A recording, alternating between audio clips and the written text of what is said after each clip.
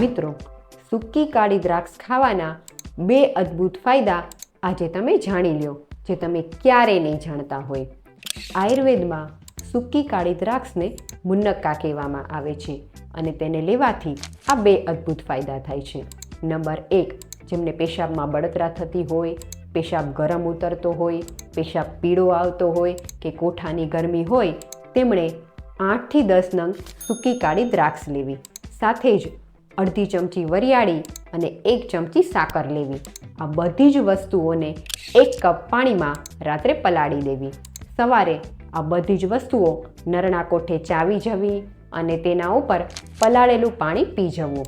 વધારે નહીં, પણ માત્ર 7 જ દિવસમાં પેશાબને લગતી સમસ્યામાં ખૂબ સારો ફાયદો થશે. નંબર 2, તાવડી પર 1 ચમચી ગાયનું ઘી નાખવું.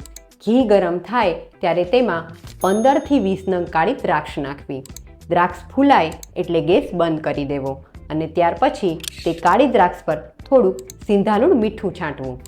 આ રીતે તૈયાર કરેલી કાળી દ્રાક્ષને લેવાથી તે ગળામાં જામેલા કફને દૂર કરવામાં અદ્ભુત ફાયદો કરે છે.